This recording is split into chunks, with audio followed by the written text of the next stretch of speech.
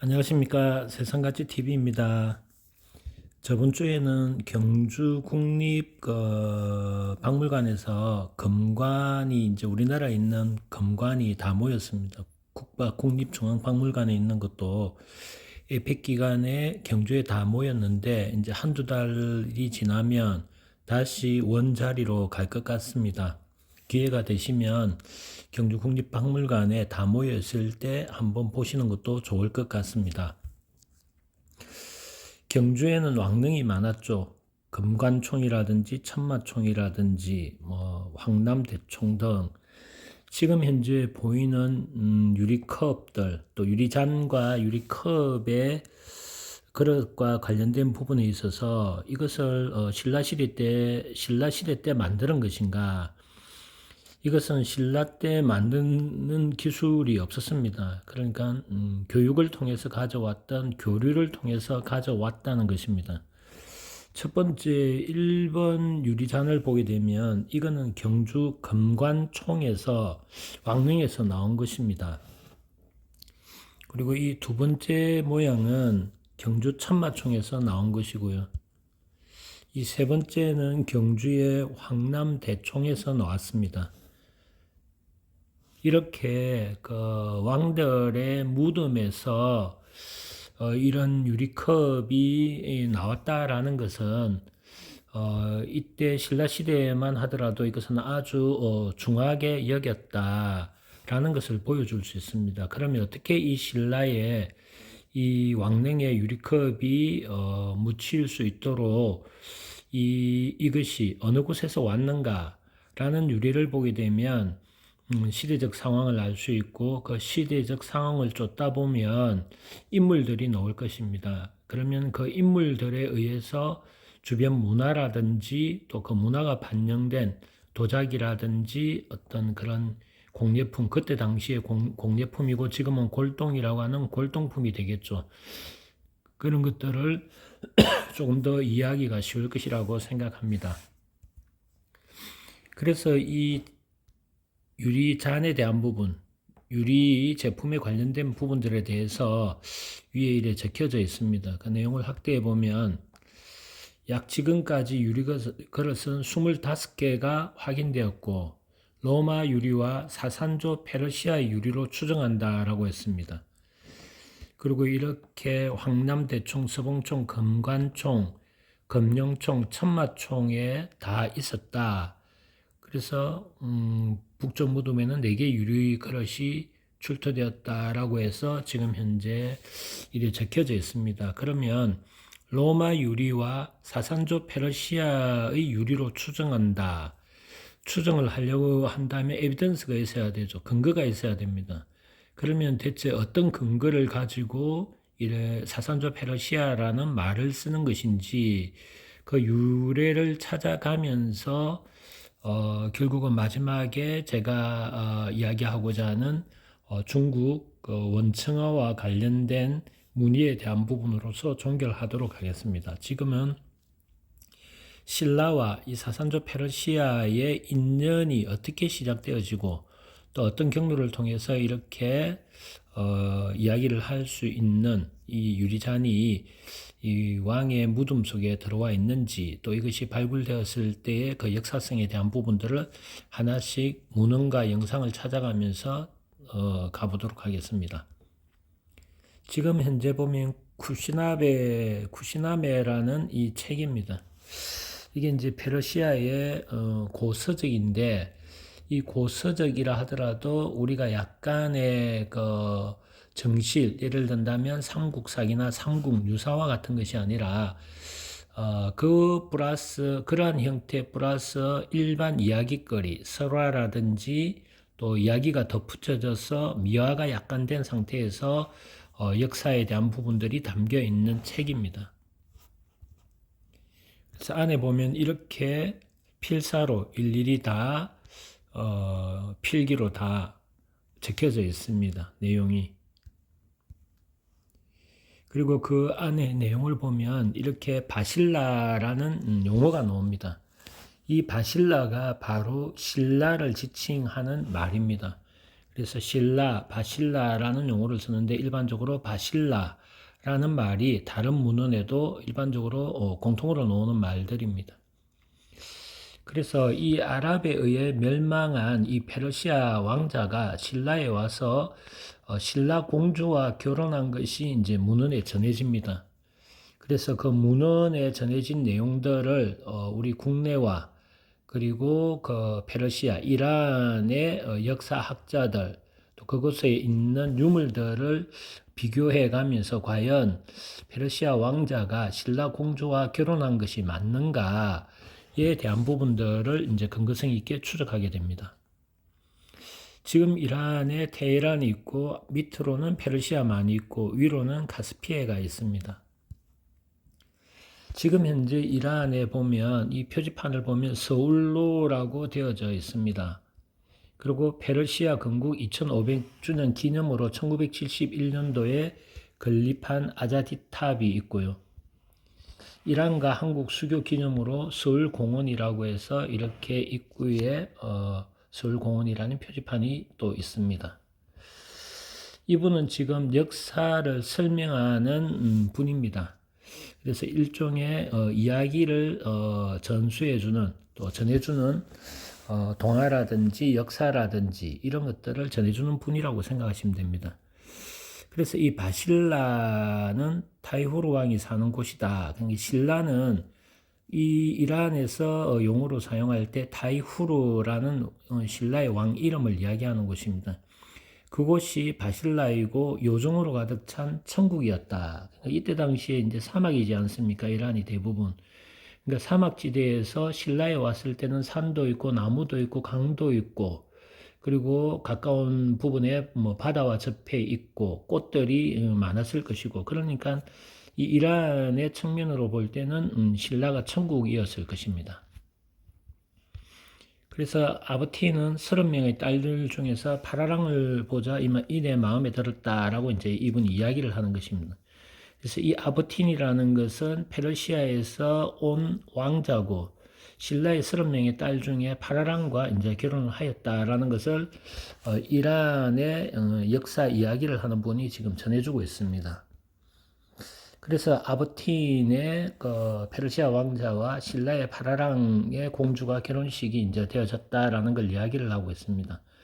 그래서 이제 이란에 있는 이분을 통해서 이제 이란 내에서 신라를 어떻게 바라보는가 해서 이란 왕자와 한국 공주가 결혼한 것, 두 나라의 문화가 유사한 것이 재미있었다라고 이제 이야기를 하고요. 조금 전에 이야기를 했던 세게르 알리어그이라는 전통 이야기꾼이라고 하는 이분. 그래서 쿠시니메라는 이 책에 들어있는 잠시드의 자손인 주인공 아버틴이 한국에서 환대받는 이야기가 나온다라고 하면서 자기가 전통 이야기를 하는 내용에 대해서 신라의 공주에 대한 부분들에 대해서 이제 이야기를 해주고 있습니다. 그래서 자기가 이야기하는 과정에 한국과 이란의 문화가 상당히 유사하다, 손님을 맞이하는 것들이 유사하다라는 것을 이야기를 하고 있습니다. 이분은 테헤란 대학의 역사학과의 교수입니다. 그래서 이 쿠니나메에 등장하는 역사적인 인물, 사건에 대해서 이제 조금씩 설명을 해주고 있습니다. 그래서 이 책, 쿠시나메라는 책에 대한 부분에 있어서 아마 그 내용은 역사적인 사건과 사실을 반영한 내용일 것이다. 역사서는 아니지만 역사가 담겨 있는 내용의 글들로 이야기가 만들어졌다라는 것을 이제 이야기를 하고 있는 것입니다. 그래서 고대 이란과 동양, 특히 중국과 한국 간에 있었던 사건들이 많이 이제 반영된 책자였다. 그래서 그 책자 안에 바실라는 신라였고, 참고로 이 책자는 10,000여 표지인데 거의 반 이상이 신라에 관한 내용들로 담겨져 있는 책자입니다. 이것은 이제 그것을 번역해서 신권으로 이제 책자가 만들어진 것이고 신작으로. 그래서 약 1120페이지 중 절반이 신라에 대해 쓰여져 있다. 그래서 이 바실라라는 것은 신라를 이야기를 하는 단어이다라는 것을 보여주고 있습니다. 그래서 이 신라의 왕이 이 페르시아 왕자를 이제 환대를 하고 받아들이죠. 물론 이제 우리나라 역사학자들은 이 우리나라 왕이 페르시아 왕자를 환대하고 받아들인 이유가 있다. 그게 통일신라 시대를 만드는데 많은 기여를 했을 것이다 라는 부분입니다. 그리고 역사학자들이 추측하건대 이런 이란 서구의 천문학이라든지 다양한 그런 문화들을 신라에 전해 주었을 것이다 라는 것들도 조심스럽게 추측을 하고 있었습니다. 그래서 결혼을 하게 됩니다. 그리고 결혼을 하게 되고 난 뒤 이 신라 공주가 낳은 이 애가 멸망된 아랍에 의해서 멸망된 페르시아를 다시 아랍을 제압하고 그 다음에 그 페르시아를 다시 찾는 그 영웅이 바로 이 신라의 아들입니다. 그래서 페르시아 왕자 아브틴과 한국인 타이후르 왕의 딸, 다시 말해서 우리 신라의 공주와 결혼을 했다라고 이제 이야기를 하고 있고요. 그의 아들이 페레이둔이라고 얘기하는데 그 페레이둔이 이제 멸망한 페르시아를 다시 아랍을 제지시키고 싸움에서 이기고 페르시아를 찾는 영웅이 되는 그 신라의 공주 아들 이름이 페레이둔입니다. 그래서 도로와 왕국 총남이라는 이 고서적의 안의 내용을 보면 신라는 아주 번영한 곳이었고 일부는 대륙에 닿아 있고 바다의 면도에 있으며 바실라, 신라라고 한다라고 이래 적혀져 있다는 것을 보여주고 있습니다. 신라입니다. 그래서 신라라는 말도 나오고 바실라라는 말도 나오는데 이거는 신라를 지칭한다고 하였습니다. 세계책이라는 이 에비던스의 책에 있어서는 거기는 다른 곳이 이름이 바실라입니다. 금이 아주 많다. 개목걸이까지 금으로 만드는 곳이다 라고 해서 신라에는 아주 금이 많다. 다시 말해서 금이 많다라는 것은 전 세계적으로 지금도 금이 공통으로 안전자산으로 통용이 되지만 그때 당시에도 금, 송나라라든지 다른 나라 같은 경우 그때 중국에는 은이 이제 통화가 이제 많이 사용되어졌다면 실질적으로 금은 더 귀하다라는 것이죠. 그래서 금이 신라에 많았기 때문에 무역이 융성하게 교류가 되어졌을 수도 있다라는 것을 간접적으로 보여주는 것입니다. 이란 국립도서관입니다. 그리고 이란 국립도서관의 13세기에 쓰여진 창조와 경이라는 이 책의 내용을 보면 그 섬에 들어가게 되면 행복해서 아무도 나오고 싶지 않다라는 부분입니다. 그 섬이 바로 신라입니다. 그리고 우리 신라에서 경주에서 발굴된 이 황금금에 대한 부분이죠. 전 세계적으로 이런 금은 아주 귀하고 통상적인 것이다라고 해서 나왔죠. 이게 과연 우리 신라에서 만들어진 것인가? 그래서 신라에서 만들어진 것이 아니다. 그러면 이것은 어디서 왔는가에 대한 부분으로서 다큐멘터리로 나온 적이 있습니다. 그래서 셀라, 신라, 바실라 이게 이제 신라라는 말이고 그래서 신라를 묘사한 그런 책들, 다양한 책들 서적에 의해서 이란의 책에 의해서 신라는 이렇게 유토피아와 같은 꽃들이 많고 또 산들과 나무들, 바다, 강 이런 것들이 천국과 같다, 유토피아라는 부분으로 쓰여져 있다는 것입니다.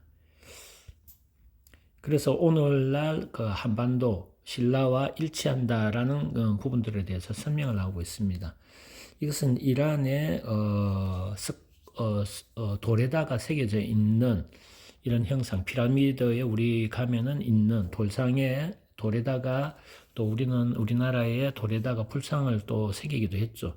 마찬가지로 이 기록물입니다. 따지고 보면. 그래서 다리우스 황제에 대한 부분에 대해서 석조물을 보게 되면 이때 시대의 페르시아는 아주 강대했죠. 그래서 주변 국가, 특히 전 세계에서 조공을 하러 올 만큼의 강대한 페르시아의 나라였습니다. 우리 뭐 역사적으로 다 알지만 그래서 리디아라는 나라에서는 금이라든지 이런 것들을 조공을 하였고 페르시아에 엘람이라는 곳에서는 사자를 조공하였고 스키타이, 많이 들어보신 스키타이에서도 이런 직물 같은 것을 조공을 하였습니다. 그래서 이러한 조공한 것들에 대한 조공도가 페르시아의 이 상황을 알려주는 조공도가 현재 이란에 있습니다. 그래서 이란에 들어있는 조공들을 보면 조금 전에 이야기를 드린 거에 덧붙여서 아르메니아에서는 이런 말들도 죽고 바빌로니아에서는 이런 소를 줬고,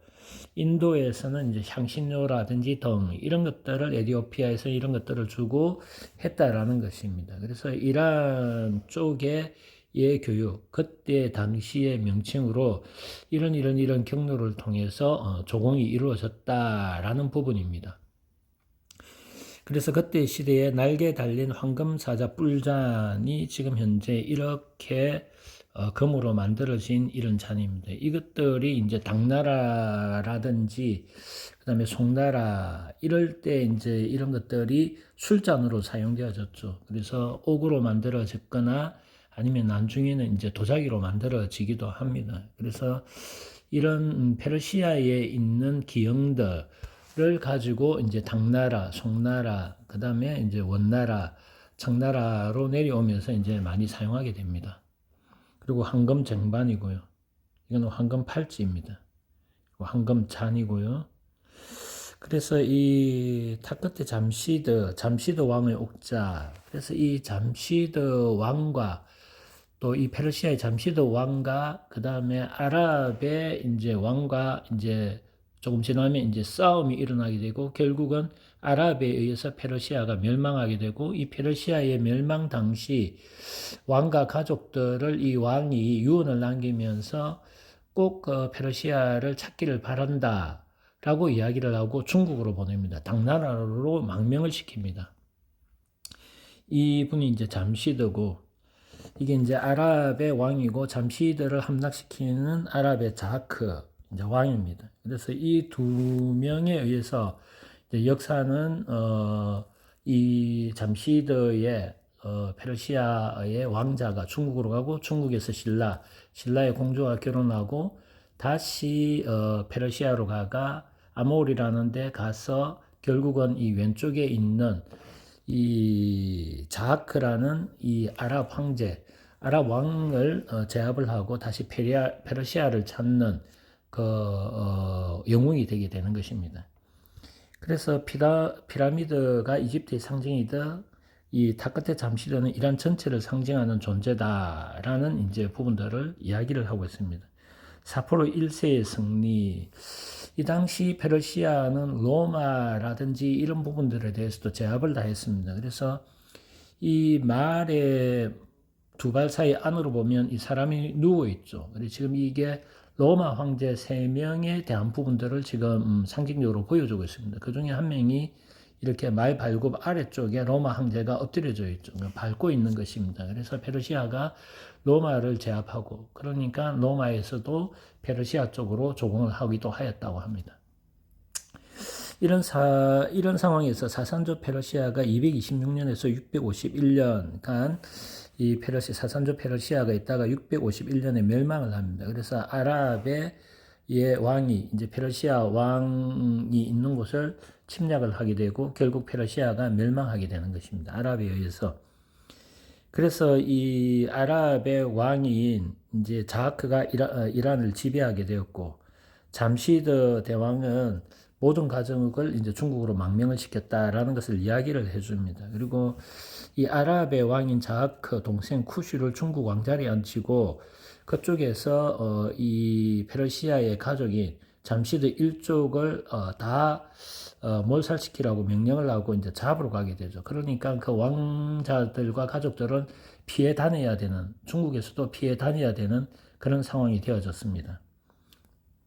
그리고 사산조 페르시아가 이제 멸망하고 난 뒤에 이제 마지막 황제인 야제드 게르드 3세의 아들인 이제 피르즈 왕자가 당나라까지 왕명을 하고 이 피르즈 왕자가 신라의 공주와 결혼하게 되는 사람입니다. 그래서 페르시아에서 이제 중국으로 지금 현재 망명을 하고 있습니다. 그렇게 이제 이 니샤푸르라는 곳에서 걸어서 또 이렇게 장안, 그 당시에 시안이라고 했죠. 당나라의 시안, 장안으로 이렇게 먼 길을 이동해서 망명을 하게 됩니다. 이곳이 중국 시안입니다. 이 이제 시안에 있는 대한탑이고요. 그래서 몽해대당 당나라 때에 이제 그 가장 번성하고 당태종부터 시작해서 당나라에는 이제 많은 이제 자산들이 있고 살기 좋은 태평성대의 시간이 있었죠. 그걸 이제 이렇게 연극으로 꾸며서 몽해대당이라고 해서 이런 것들도 있습니다. 그리고 이제 신단서라는 당서에 보게 되면 비르사와 파샤드 독부라는 이제 이 글이 나오는데 이것이 무엇인가에 대한 부분들을 이야기를 하고 있습니다. 그래서 페르시아 왕족이 이제 귀족을 데리고 당나라로 왔다. 그래서 당나라 시대에 파르주와 아들 나르시의 아래에 있던 많은 귀족들은 거미군이 되어 궁전을 수호하는 군대에서 이제 일하게 했다라는 부분입니다. 그러니까 왕자가 가족들과 군대들을 데리고 갔는데 그 거미군이 되어 궁전을 수호하는데 이제 일을 했다는 것입니다. 그래서 이 페르시아를 쫓아낸 아랍에 대한 계속 공격이 이제 이루어지고 있는 거죠. 그러니까 왕자는 계속 도망 다녀야 했고, 그래서 당나라 때 최대 국제 무역지인 이제 광저우라고 나와져 있습니다. 근데 광저우에는 번방이라는 게 있습니다. 이 번방이라는 것은 서역 페르시아든 서역 상인들을 비롯한 외국 상인들이 살던 지역입니다. 그러니까 이곳에 이제 우리나라 옛날에 뭐 여관이라든지 이와 같은 것들이 이제 이곳에 모였고 무역과 관련된 또 각 나라의 정보들을 교류하는 곳들이 이제 만들어지는 곳입니다. 지금도 이렇게 아랍어로 그려져 있는 이런 곳들이 지금 현재도 중국에 있습니다. 회족이라고 얘기를 하죠. 그래서 당나라 때 신라 상인들도 모임을 했습니다. 신라방이라고 하였죠. 그래서 신라방이 있고 또 이렇게 그 페르시아들이 또 모여 있는 곳 지역이 좀 나누어져서 있었습니다. 나중에는 또 같은 장소에서 모이기도 하였다고 합니다. 그래서 현재도 이 페르시아 후손들이 중국에 지금 살고 있다 해서 이제 나와져 있었고요. 그래서 이제 그 야저드 게르드 3세가 이제 사상 왕조를 이제 지키지 못하니까 패망이 가까워오자 이제 아들 왕자를 파르주를 중국에 이제 피신시킨다라고 얘기를 했고요. 중요한 것은 이제 651년에 중국 당나라하고 그 페르시아를 멸망시킨 이제 아랍 왕조가 공식적인 이제 외교 수립을 한다고 합니다. 외교 수립을 하니 그 아랍의 적인 이제 그 페르시아 왕자를 더 보호할 수가 없죠. 그러니까 결국은 이제 내치게 될 수밖에 없습니다. 그래서 중국 역사세에는 그까지가 끝이었고 결국은 그 페르시아 왕자가 이제 신라로 넘어가서 신라 공주와 이제 결혼하게 되니 피신을 하기 위해서 간 곳이 신라였던 것입니다. 그래서 중국 당나라가 이 피루즈 왕자 이름을 다른 곳으로 보내야 됐다. 그게 바로 이제 보호해주지 못하니 신라로 가게 된 것이죠. 그래서 이 장안과 양조, 항조, 광조 이런 데 있어서는 경주와 그 당시에 신라와 이제 교육을 많이 하고 있었습니다. 그래서 나당연합이라는 말을 쓰죠. 과거에. 그래서 신라와 당나라가 연합해서 이제 백제하고도 싸우고 이렇게 하지 않았습니까? 그래서 이 장안, 양조, 광조, 항조에서는 이 신라, 경주와 교육을 하는 루트였고, 그래서 그 좀 전에 페르시아 왕자가 이 루트를 통해서 경주로 이제 가게 되는 것입니다. 그래서 아버틴이라는 왕자는 배를 타고 한 달로 신라에 도착을 했다. 이제 넘어갔다는 얘기입니다. 그런데 이제 신라의 왕이 이제 이 왕자 아버틴을 환영해 주었다. 그래서 신라에는 중국에서 신라까지는 닷새가 걸렸다라고 이제 일정까지 나와 있습니다. 그리고 신라를 이런 곳이다, 유토피아다라는 것을 묘사를 하였습니다. 유토피아였다라고 얘기를 하고 있습니다. 그래서 이 중국 아랍에서 보낸 중국 왕으로 임명해서 보낸 그 동생 아랍 왕의 동생 쿠시에 대항하기 위해서 이제 이 아버틴이라는 친구가 왕자가 이제 자기 나라를 되찾기 위한 그런 부분들까지 이제 생각하면서 시간을 보내고 있었습니다.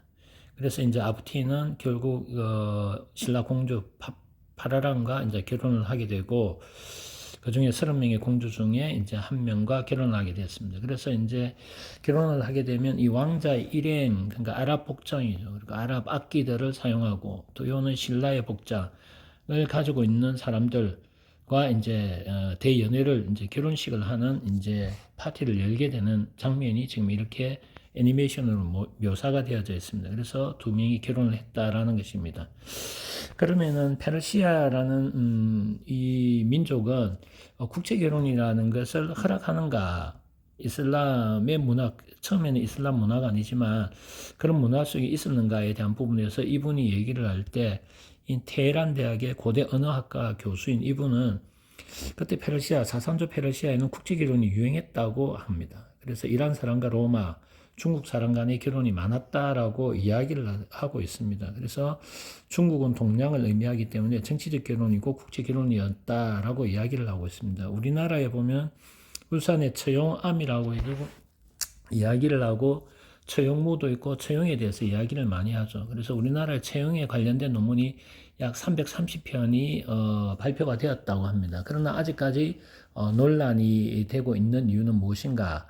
그것은 처용이 과연 누구인가에 대한 부분들에 대해서 아직까지 명확하게 나온 것은 없다. 다만 여러 가지 근거, 추측, 여하에 의한 부분들을 보면 이 페르시아 왕자가 처용이 아닌가에 대한 부분으로서 심정을 굳히고 있는 상태다라는 것까지가 나와 있습니다. 처용갑이고요.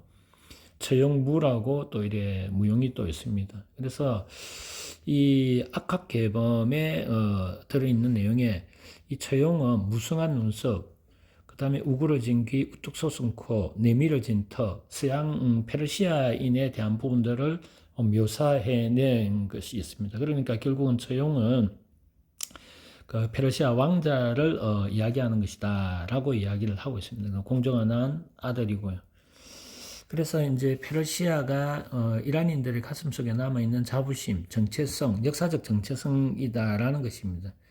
그래서 이 피루즈의 도래를 믿고 있다. 다시 말해서 아랍에 의해 페르시아가 멸망이 되어 있는데 이 페르시아가 다시 복귀를 할 수 있는 그것을 꿈꾸고 있던 상황에 이 피루즈가 아버틴이라고 하는 영웅이 나타나게 되고, 다시 말해서 페르시아를 살릴 왕자 아버틴이 파라랑과 결혼해서 결국 이제 페레이둔이라는 아들을 낳고, 이 아들이 결국은 이제 페르시아를 다시 되찾는 영웅이 되는 그 이야기들을 지금 설명하고 있는 겁니다. 그래서 페루이둔이라는 이제 그 공주의 아들이 페르시아를 재건해주는 이제 최고의 영웅이 된다라고 하고, 결국 7세기 사삼조 페르시아 멸망 후 이 왕자가 당나라로 망명하고, 당나라로 망명했을 때 이 아랍의 왕과 아랍의 왕과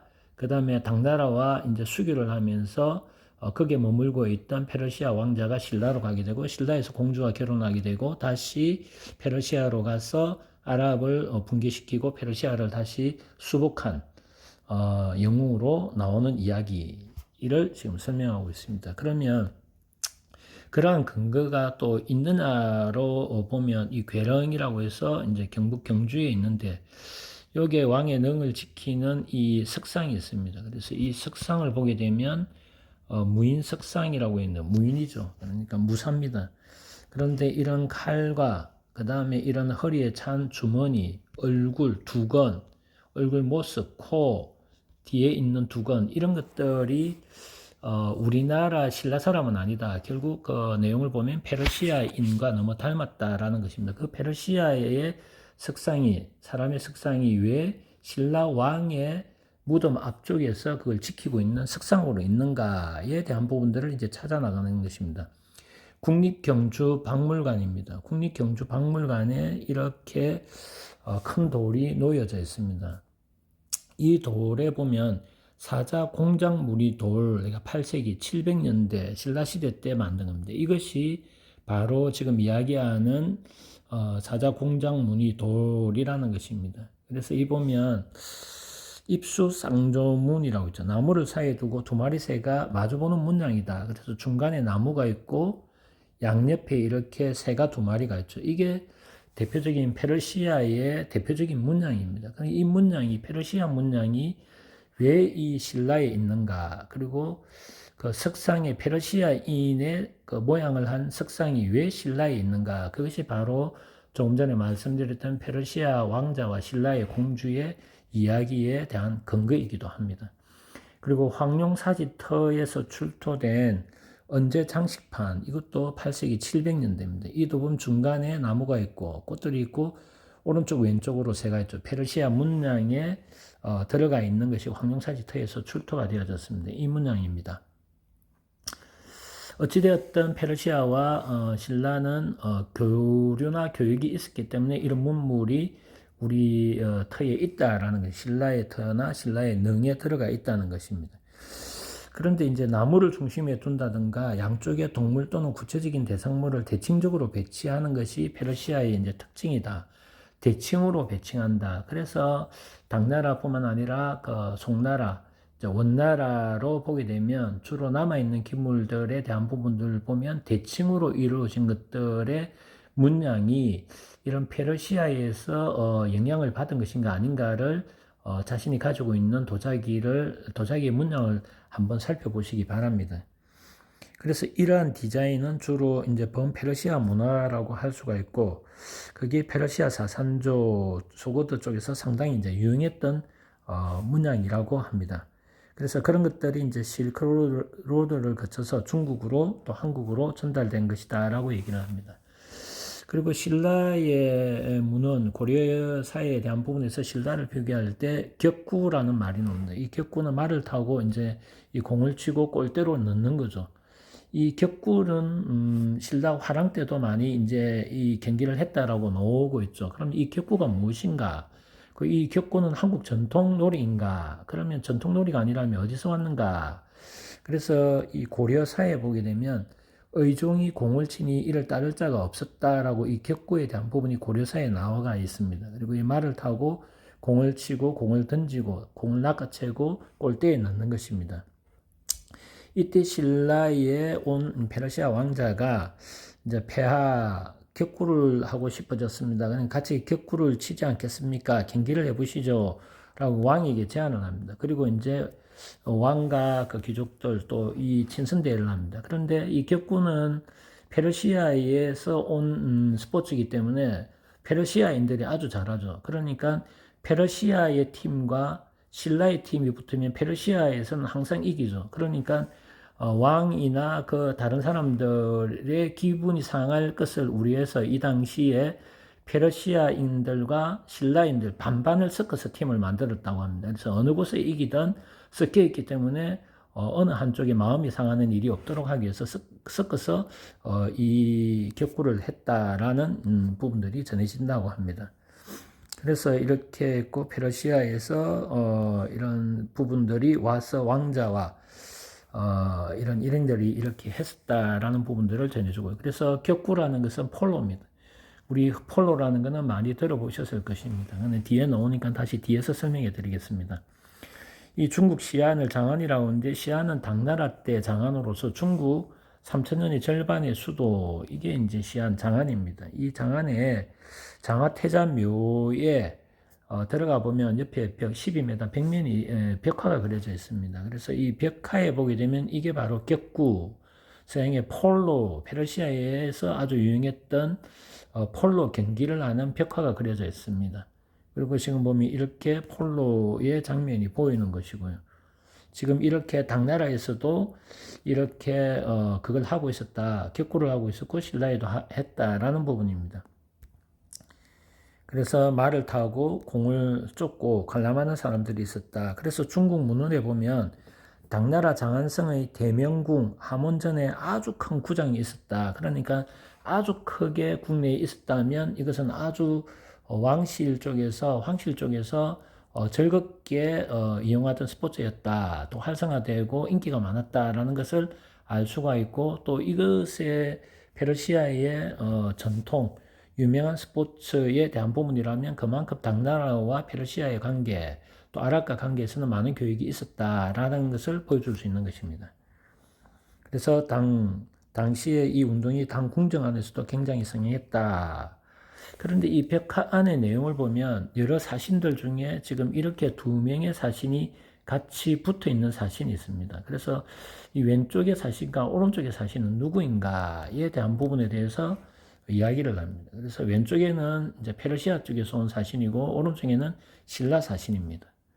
그래서 당시 자료에 근거해 보면 첫 번째는 로마 제국 사절, 또 페르시아 쪽에서 온 사람이고 오른쪽의 사람은 신라 사절로 보인다. 문헌에 의해서 이제 이야기를 하는 것입니다. 그냥 복장이나 문헌에 근거해서 신라인이라고 얘기를 합니다.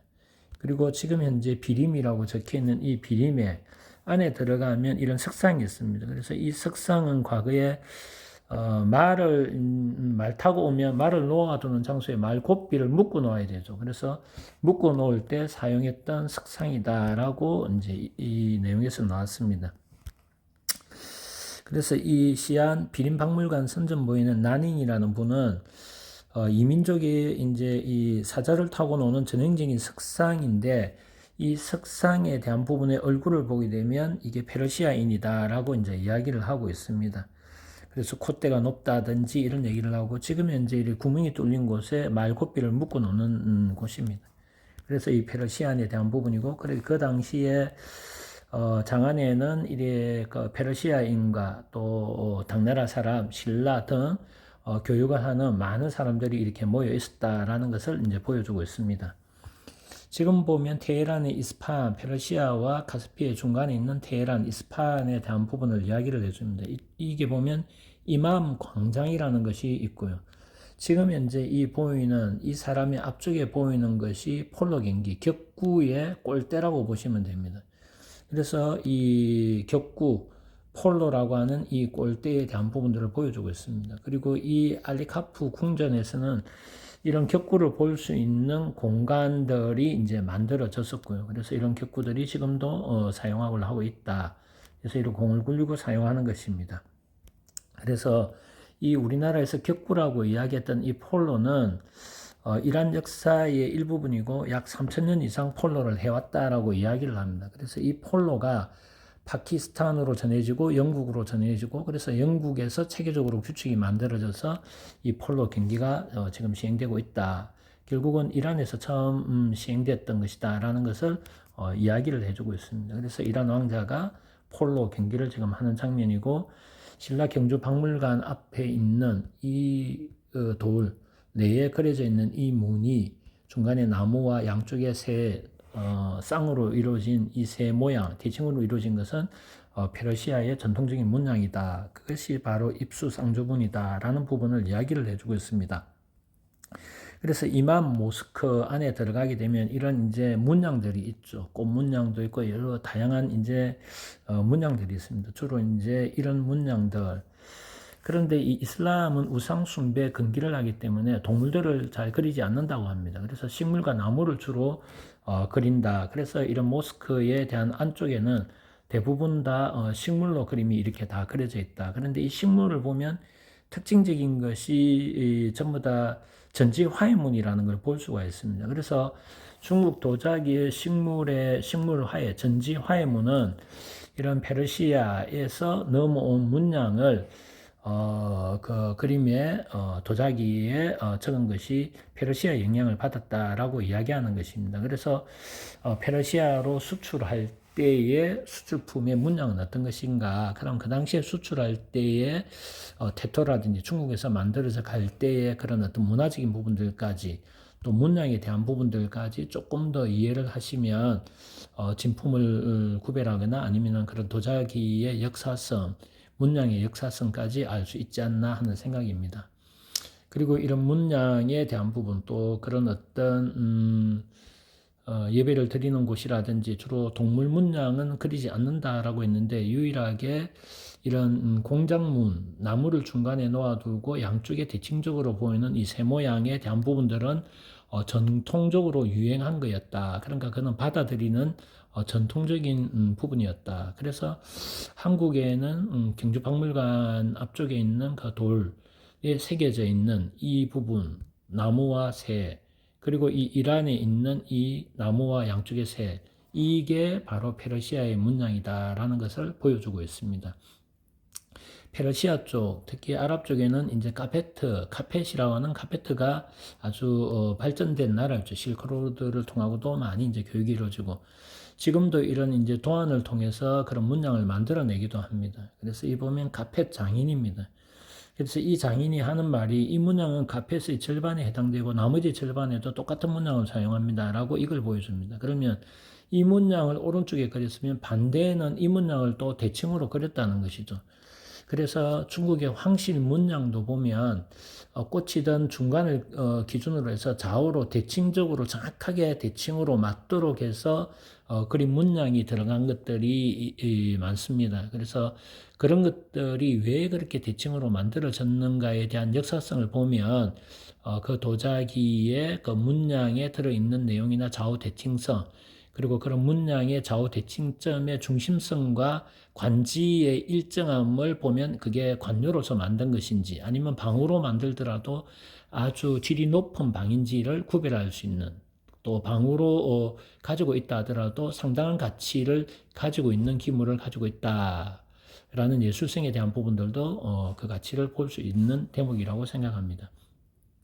그래서 이런 문양들은 500년 전 카페에서도 있었다. 그래서 지금 보면 중간 문양의 기준으로 양쪽에 새가 있죠. 지금도 마찬가지입니다. 카페에 이런 문양이 있고 이런 대칭 모양으로 이런 것들이 500년 전에도 있었다. 그래서 지금의 한국에 있는 부분과 이란에 대한 부분, 결국은 이 신라에 놓여져 있는 경주박물관에 있는 이 석상 그림은 이란에서 온 것이다 라는 부분을 이제 간접적으로 보여줄 수 있다.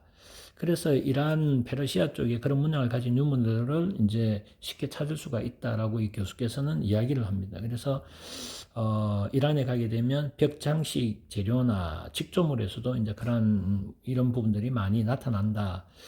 그런데 우리나라에 이제 보면 구수탑등이라는 말이 나옵니다. 그게 이제 계급으로 보면 육두품, 오두품, 사두품과 백성에 이르기까지 구수와 탑 등의 사용을 금한다고 상북 사기에 이래 적혀져 있답니다. 그럼 구수와 탑 등은 무엇인가? 그게 바로 이거는 이 카펫을 이야기하는 건데, 카페트를 특정한 계급 사이에서 넘어가지 못하면 사용하지 못하도록 금했다. 아주 귀하다라는 부분이죠. 근데 금한다는 것은 사치품으로 고급 물품인데 탑 등이 아마도 페르시아의 계통의 카페트였을 것이다 라는 부분이고, 그래서 서양 문화가 신라 사회에 이제 팽배되어 있었다는 중요한 증거 사료가 된다라고 삼국사기에 적혀져 있으니까 이제 그런 내용들을 이야기를 하는 것입니다. 그래서 왕자, 페르시아 왕자를 황금 옥자에 앉혔다라는 말이 있고요. 그리고 옥자에 앉아 있는 이제 페르시아 왕이라면 얼마나 대우를 받았는가. 그러니까 결국은 공주를 내어주고 사이로 맞이하는 그런 융성한 대접까지 했다. 그래서 결혼을 하고 난 뒤에는 하프라는 건 서양식 악기죠. 피리는 이제 우리나라로 보면 서양과 우리나라, 페르시아와 신라가 합동해서 연주를 하는 것을 묘사하고 있습니다. 그리고 지금 보면 이제 낙세로스탐이라고 해서 역사 유물이죠. 이 바위에 새겨져 있는 이 문양을 페르시아 이란에 있는데 이 바하람 2세와 신하들이라고 해서 그때 시대의 이제 이 조각입니다. 근데 이 조각 안에 보면 중앙에 보면 이 한 사람이 있는데 지금 그 우리 조금 전에 말씀드렸던 경주에 그 이란 페르시아 사람의 석상이 있었죠. 마찬가지로 이 이란에는 신라 사람의 석상이 비슷한 모양, 칼자루를 쥐고 이런 주름이 있고 얼굴 모양, 이거는 신라 사람에 대한 부분을 이야기를 하고 있습니다. 그래서 이 한국 석상, 역사학자인데 이 한국 석상의 머리띠에 손에 들고 있는 막대기에 서 있는 모습, 이게 이제 비슷하다는 거죠. 그래서 스산조 페르시아 왕 바하람의 부조와 매우 비슷하다. 그래서 이러한 석상의 머리에 대한 띠라든지, 그 다음에 모양, 그 다음에 수염, 옷주름, 이것이 한국에 있는 신라에 세워졌던 이 페르시아인과 또 이러한 페르시아에 있는 이 신라인에 대한 부분이 서로 이렇게 교류가 되었고 어떤 역사적인 상황이 있기에 이렇게 새겨져 있다. 그러면 이 왕의 유물을 새겨지는 이 석상에 돌조각에 신라인에 새겨져 있다면 예사롭지 않는 신분과 교류를 했다라는 것을 보여준다라는 것입니다. 그래서 얼굴을 보면 오른쪽은 신라, 왼쪽에는 페르시아에 있는 신라인과 오른쪽에는 신라에 있는 페르시아의 석상, 그리고 칼을 잡거나 몽둥이를 잡고 있고 옷주름이라든지 머리 모양이라든지 이런 것들이 서로 교류한 모습들이다라는 부분들, 그리고 유사한 부분들에 대해서 이렇게 보여주고 있습니다. 첼소툰 궁전, 이 궁전 안에 이런 이제 그림들이 이제 있는데, 이 페르시아에서 이 신라까지 어떻게 이렇게 교류가 이루어지고 이런 것들이 이루어졌는가에 대한 부분들을 이제 이 역사학자가 이야기를 해줍니다. 그래서 이 쿠시나베라는 역사적으로 전설상으로 사상조 말기 한국과 이란과 이루어진 교류와 영향의 흔적이라고 하는 이 책작 쿠시나베의 만 120페이지의 절반 이상이 신라의 이야기를 담은 이 책의 근거에서 이제 이런 것들을 하나하나 역사학자들이 이제 풀어나가는 것이죠. 그래서 결국은 1400년 전부터 한국과 이란 두 문화에는 매우 긴밀한 교류가 있었다라는 것을 이제 보여준다라고 이제 이야기를 하고 있습니다. 그리고 신라에는 이런 사막 모래보다도 더 많은 군사들이 있었다. 그리고 신라 백성들은 두려움, 싸움할 일도 별로 없었다. 신라 여인들은 아주 뭐 예뻤다, 아름다웠다라는 부분들에 대해서 이제 이야기를 하고 공주와 이제 결혼하게 되는 부분들에 대해서 놓아져 있습니다. 그래서 도로와 왕국 총남이라고 해서 페르시아 이란에 있는 책에 보면 신라는 즐거움이 넘쳐나는 곳이다. 다양한 노래소리가 들리고 젊은이들이 많았다라고 이제 이 이란의 고대 서적에도 이래 나와 있다라고, 또 세계의 책이라는 책에서도 신라는 금이 아주 많아 개목걸이에도 금으로 만든다 할 정도로 금이 아주 많은 풍성한 나라였다. 신라에 가면 행복했고 나오기 싫었다. 축복받은 나라고 금이 많은 나라고 백성은 안정과 평화, 은혜 속에서 산다라고 이 테헤란대 역사학과 교수는 그렇게 문헌에 의해서 이야기를 하고 있습니다. 자연도 아름답고 유토피아다라고 이야기를 하고 있습니다. 신라에 대한 부분이고요. 그래서 이제 이 신라에 있던 왕이 페르시아 왕자가 이제 아랍으로 가서 페르시아로 가서 아랍을 정복하고 페르시아를 다시 세우기 위해서는 이제 페르시아로 가야 되죠. 그래서 신라 왕에게 이야기를 합니다. 이제 장인인 신라 왕에게 이제 페르시아로 가서 가겠습니다라고 했는데 듣고 말렸지만 끝까지 간다고 하니 공주하고 같이 보냅니다. 보낼 때 페르시아까지 잘 갈 수 있도록 왕이 최고의 전문가들을 배어 태워서 무사히 페르시아에 갈 수 있도록 이제 도움을 주는 것에 대한 부분을 지금 이야기를 하고 있습니다. 그래서 이 배를 타고 이제 가게 되는 것이죠. 그러면 우리나라의 이 배와 항로에 대한 최고의 사람 전문가를 왜 태워줬는가? 그러니까 대부분의 페르시아 교륙은 그 전에 당나라나 이런 데 보면 광저우라든지 항저우라든지 이런 쪽에서 페르시아 만 쪽으로 들어가는 이 항로를 따라 이제 교육을 하던 그곳은 잘 알지만 신라에서 중국 항저우나 강조 쪽으로 해안으로 가서 가는 길은 잘 몰랐죠. 그러니까 우리 신라인이 그쪽 가는 걸 잘 아는 지리가 밝은 사람 전문가를 이제 보내주게 된 것이죠. 그래서 경주에서 시작해서 이렇게 거쳐서 다음과 같이 말카의 해협을 통해서 인도를 거쳐서 페르시아만으로 가는데 이 여정이 약 14개월이 걸렸다고 합니다. 그래서 경주에서 이 페르시아까지 가는데 그 당시에 14개월이 걸리는 과정을 거쳐서 이제 이 왕과 공주가 페르시아의 왕자와 공주가 이제 도착하게 됩니다.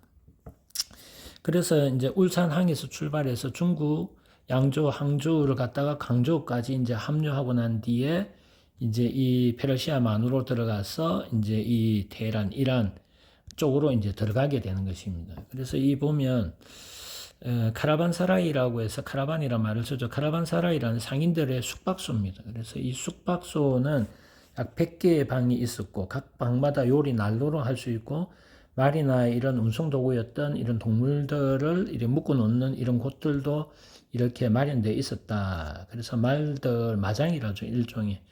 그래서 쿠시나베라는 이 책자 안에 이 아모울이라는 말이 나오는데 이 아모울이라는 지역이 페르시아 쪽에 산간 지역에 좀 외곽에 있습니다. 그러니까 중앙부에는 아랍이 다 정복하고 있었으니까 이 틀을 잡는 데가 이 외곽 지역인 그 아모울이라는 곳, 테헤란에서 약 100km 정도 떨어져 있는 이 아몰에 먼저 이 왕자가 이 신라 공주와 같이 그 무리들이 이제 정착하는 곳이 이 아몰이라는 지역입니다. 그래서 보면 이 아몰이라는 데 있고 테헤란 210km, 10km 약 200km네 그죠? 차이가 나는 이 아몰에 이제 도착하게 됩니다. 그래서 아몰은 테헤란과 아몰, 카스피의 위쪽에 있는 이 아몰에 이제 도착하게 됩니다. 그래서 이 옛날 지리서에 보면 이제 바실라, 신라, 세일라라 돼 있는 신라 한반도 쪽에서 이제 그 왕자가 피시되어 아몰이라는 이 지역으로 이제 왔다라는 것을 이야기를 하고 있습니다. 이때 신라의 왕이 많은 도움을 주었다라는 것들을 이야기를 하고 그래서 한국의 지리적 정보와 문화가 이란 선원들에 의해 최초로 사산조 시대에 이란 문화에 전해졌다고 이제 추정한다라고 이란 역사학자는 이야기를 하고 있습니다.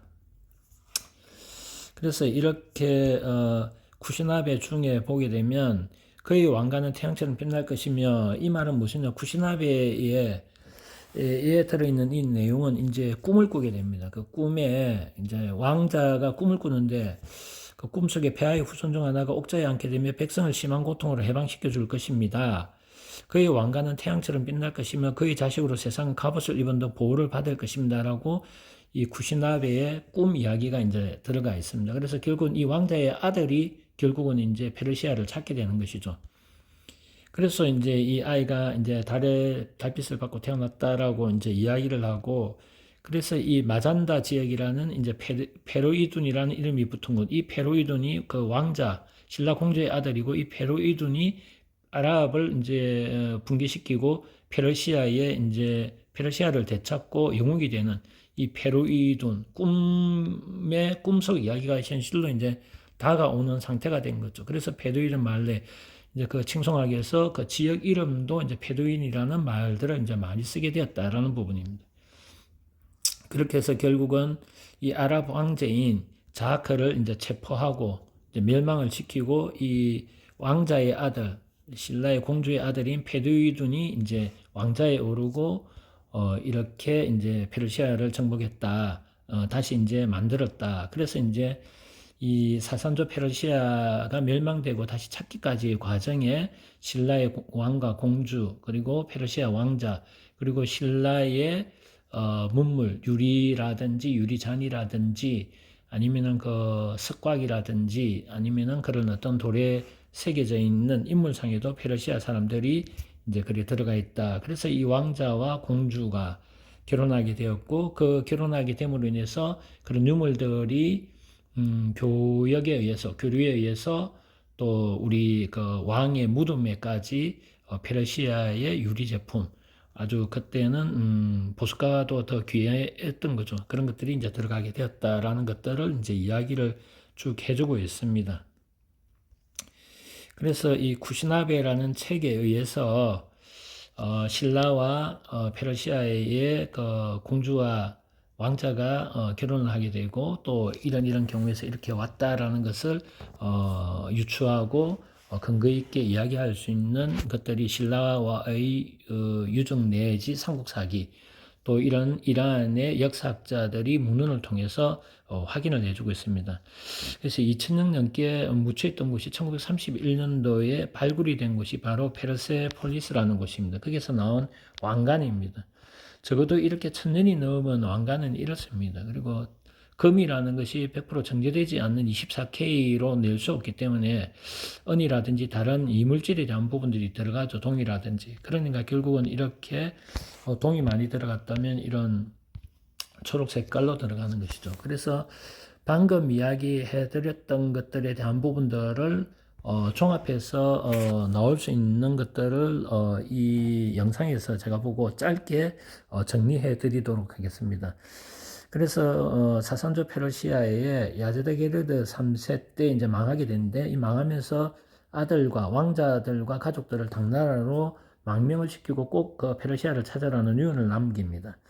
그래서 세 차례의 치열한 전쟁 끝에 아랍에 의해 사산조 페르시아가 이제 멸망하게 되고 또 이 아제데 게르데 3세가 이제 마지막 왕이 됩니다.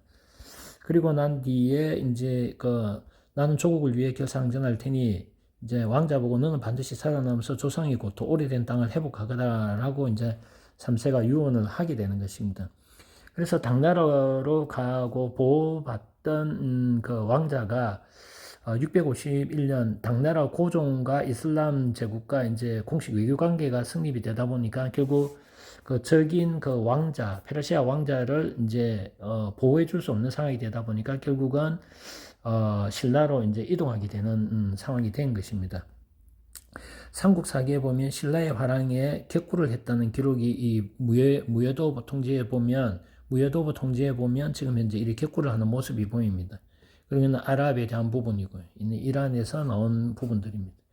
그래서 이 격구는 바로 지금의 폴로다라는 부분들을 보여주는 것이고요.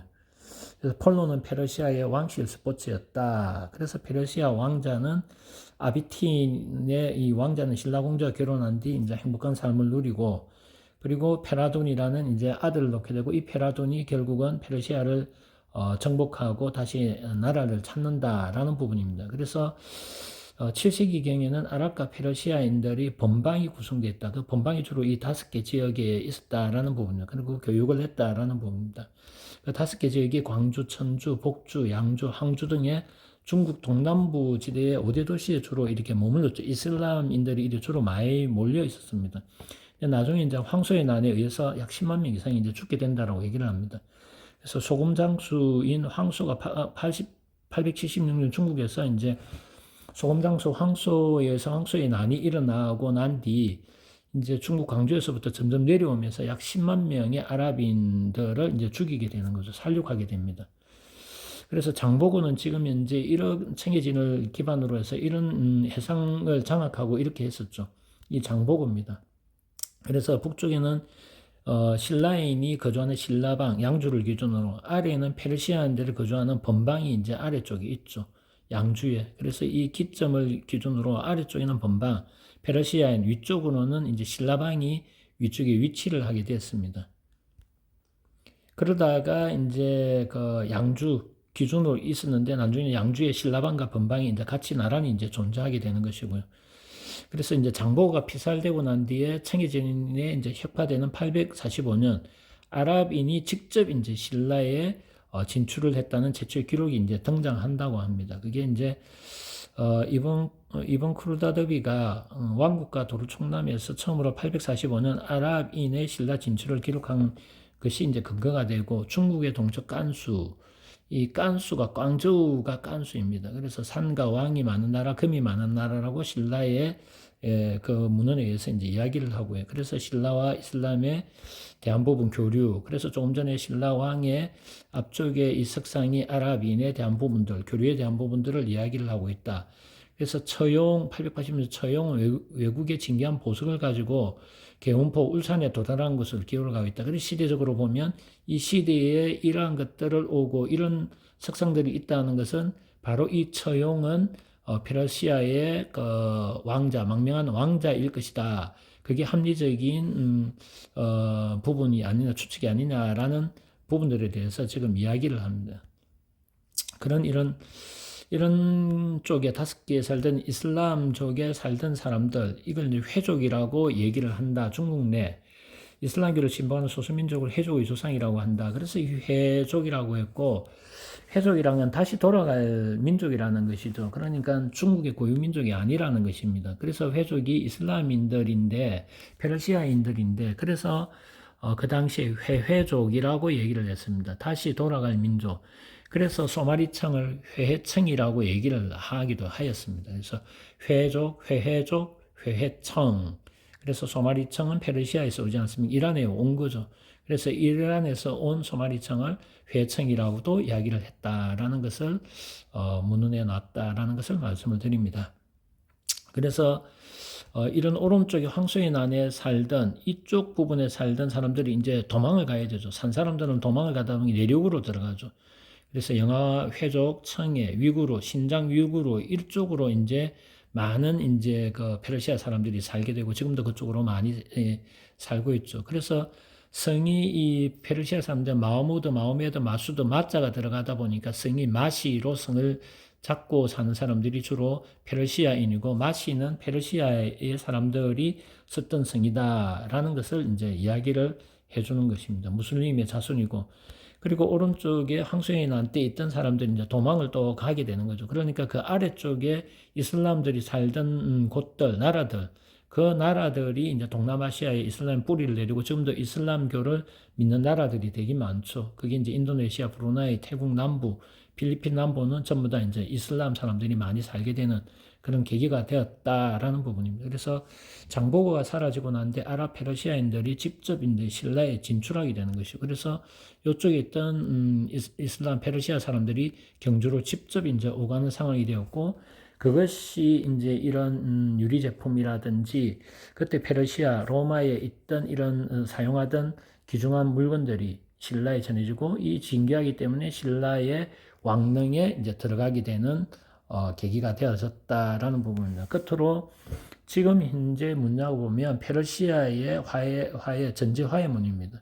그래서 이런 부분들이 이런 문양이 바로 페르시아 문양입니다. 그래서 이 페르시아 문양이 지금 현재 보이는 것은 원청화입니다. 그래서 원청화에 들어가는 부분. 그래서 이런 문양에 대한 부분들을 전해져 내려오고 어떻게 문양이 바뀌어 왔는지, 당나라부터 시작해서 송나라 지나고 그 다음에 원나라로 내려오고 명나라로 내려가면서 이 소마리청을 사용했던 시기, 그리고 그런 교육, 페르시아 이란과 교육에 의해서 소마리청이, 회청이 들어오고 그걸 그림을 그릴 때 어떤 그림을 주로 그렸을까? 수출을 했을 때는 어떤 것을 수출했을까? 그 나라 문화가 어떤 것이었는가? 동물 우상을 숭배하지 않기 때문에 동물 그림을 잘 그리지 않았다면, 식물 위주의 그림이 주로 장식되어 있다면 그 식물에 대한 부분들을 그릴 때 전지화해문이라는 것에 대한 부분 의미, 그것이 변형되어서 중국에서는 전지화해문에 대한 부분, 절지화해문과 전지화해문에 대한 부분에 있어서 어떤 의미를 부여하는가 라는 것들을 생각하시는 시간이 되었으면 좋겠다라는 부분입니다. 좀 많은 내용이라 빠르게 이야기를 하다 보니 기본적인 사항에 대해서 천천히 다시 한번 보시면서 다음에는 이런 원청화에 대한 문양과 원청화, 송아리청의 특성, 그래서 일본 오사카에 있는 오사카의 시립박물관, 도자박물관에 있는 원청화와 또 해외에 있는 원청화의 특징들이 무엇인지, 그리고 우리나라에 원청화가 많다라고 얘기를 하고 중국, 다른데 박물관에 있는 것은 가짜다라고 이야기하시는 분들은 명확하게 원청화가 어떤 박물관에 어떤 제품들이, 어떤 것들이 가짜고 어떤 것은 진짜다라고 명확하게 이야기를 하지 못한다면, 그냥 우리나라도 복제품이 있듯이 복제품을 넣어놓은 것도 있고 진품도 있고 여러 사정, 지진이라든지 여러 사정에 의해서 가품을 놓은 것도 있구나, 이 정도로 이해하시면 되는 것이지, 진품은 없고 가품은 놓았다 이렇게 단정지어서 이야기하시는 것들에 대해서는 초보자들이나 또 입문하시는 분들이 오해를 하지 않도록 조심스럽게 이야기를 하고 하는 것이 좋겠다라는 생각입니다. 다음에는 좀 더 도자기에 접근해서 말씀드리고, 감정을 저한테 많이 지금 요구를 하고 있습니다만 저는 감정가가 아니라고 분명히 말씀드렸습니다. 따라서 지금 현재 또 본의 아니게 찾아오시는 분이, 어찌 알고 찾아오시는 분에 의해서 연락이 되어서 조금 한 10대분을 감정을 제가 해드렸습니다. 물론 제 이야기는 다 듣지 마시라, 참고로 하시라는 말을 꼭 드리고 제 의견을 말씀을 드리고, 또 하나하나 점당 1시간 이상의 시간을 드리면서 충분한 내용을 또 설명을 드리고 있습니다. 또 어떤 분들은 20년 동안 도자기를 모았는데 헛공부를 했다, 이때까지 너무 고맙다라고 하시는 분의 소장가도 계셨고, 또 그런 소장가 분들에 의해서 저도 또 배우는 것도 많았습니다. 그래서 서로 이렇게 이야기하면서 서로 배우고 배워가는 그 과정에 의해서 또 반감이나 배척이 아닌 수용하면서 자기의 단점을 보완해 간다면 좀 더 좋은 기물을 볼 수 있는, 또 자기가 가질 수 있고 소장할 수 있는 기회가 많지 않을까 하는 생각입니다. 다음에 뵙도록 하겠습니다.